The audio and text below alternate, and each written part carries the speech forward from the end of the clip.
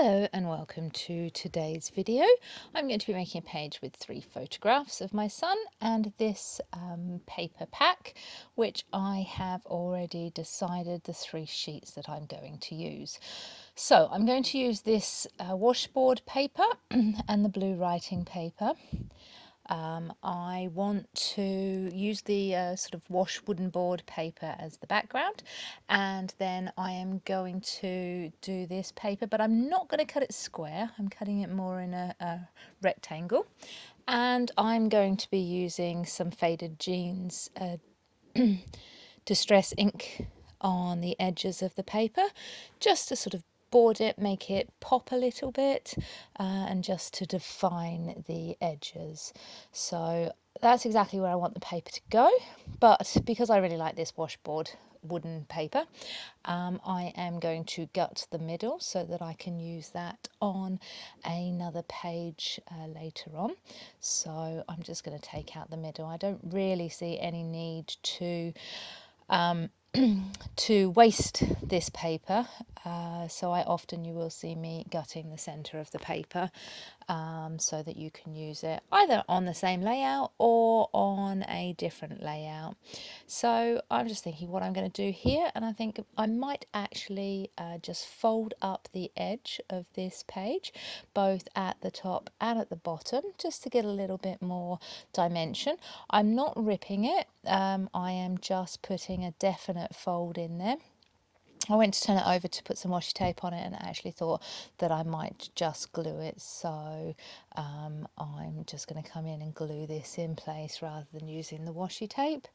I couldn't find one that I thought was very good for sticking. I find washi tape sometimes can be a nightmare. When I have put it on the back, it then folds off and moves the paper anyway, so sometimes I use it just to hold it in place.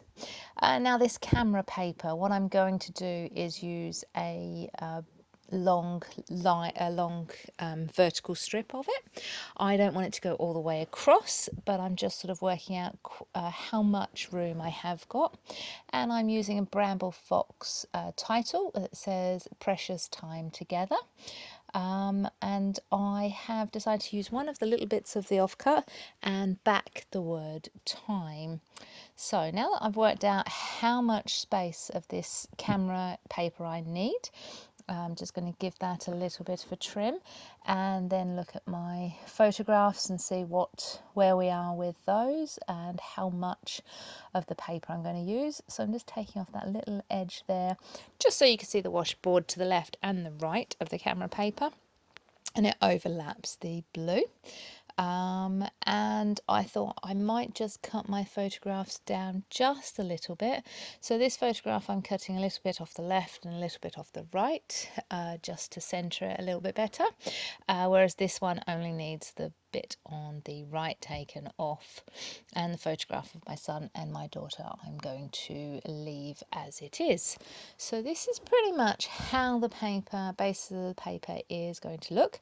I have backed that word time off camera, and now I'm just looking at the other bits of offcut of paper to think of what I'm going to do next. So I looked at this and thought actually it might look really nice if all of these photographs are backed on blue, so I went and did that off camera, and now I'm just edging this one down because I'm happy where it is and what it's looking like. So I'm going to stick this down whilst I think about what else I'm going to do on the page. I don't want this to be too fussy a page because it's quite fussy paper. I really like this paper pack.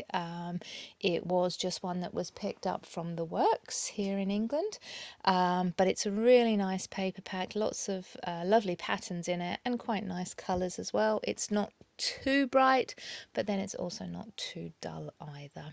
So what I'm going to do is I'm actually going to pop up the top of my photograph and then stick the bottom of the photograph flat just to give a little bit more dimension so the pictures look like they are a little bit closer to you. So these are pictures of my son back in July of this year when he was leaving to go off to university again. So there were 2 photographs of me and him together, one with his arm round me and the other one with him kissing me, and a photograph of my daughter and him giving my daughter a hug, which was really sweet. They were just playing up a little bit to the camera. So I've popped this, measuring where this photograph's going to go, and I'm not very good at measuring and I always get it wrong. So when I put down the picture on the left, I found that I didn't really have very much room for the picture on the right, so I just need to move that middle one again. So I get it in the right place, and then I'm lining up the left photograph and the right photograph. The middle photograph is dropped down just a little bit so the title has a space to go. I'm just standing up to do this because I want to see the blue paper behind the word precious. Then you've got the time, and then you've got together, which is solid and is going on the camera paper. And I just wanted it to line up properly. You'll see that in the stills at the end of the video. So now I am just having a look at the paper with the cameras, because I want to put a couple of little cameras on the rest of the page just as some little embellishments. So I am fussy cutting around these cameras, so I'm going to put them down the bottom part of my page just to add a little bit more interest, and I will be using foam dots to lift them up. And I'm just thinking whether I wanted any more than the 2, but I quite like them in that you've got the sort of little step in the photographs. And I'm just having a look at that paper thinking about what I want to do my journaling on. And actually I am going to use some journaling. The camera is pink on the back, and it gives a little bit of a pop. It adds the little bit more of the pink into the page that you've got in the cameras, and it just sort of ties them all together. So I've used that, and I'm now just going to draw my lines on my paper and do my journaling. So I did also get out a couple of little wooden arrows, and the arrows I just put onto the photograph, pointing to Alex in most of the pictures, just as a little bit of drawing your eye. So the bottom 2 are along the bottom, and then the top arrow points in the opposite direction from the top down. And I've done my journaling, which just has the date, and it just talks about the fact that he was leaving it again for uni. This is his 2nd year at uni, and it will be interesting to know what this year brings. He was very happy to be leaving, and he was therefore playing up to the camera.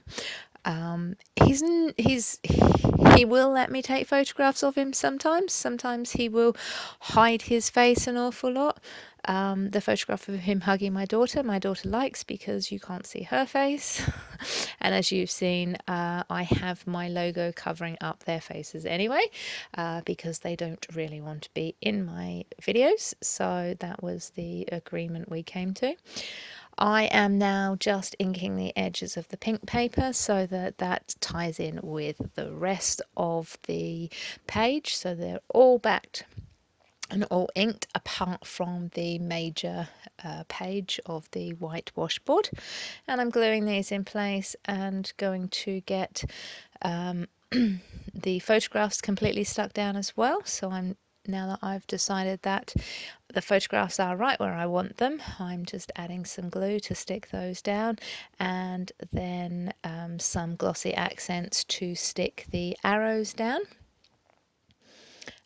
And get those stuck in place. And then I'm going to come in here for the final thing, which is adding the foam squares to the back of the camera, and I'm also going to ink that before I stick that down and do exactly the same to the last one. Not sure what happened there. The camera, I must have knocked the camera and wobbled it a little bit. I'm sorry about that. So getting this last camera down and in place, and then I'm going to come in here with my cat. I hope you like this page, and you find some time this week to scrap and have some fun. And if this page has inspired you, I hope you'll share any images you make from it in the comments below. That would be great. Thank you very much for your time. See you soon. Bye.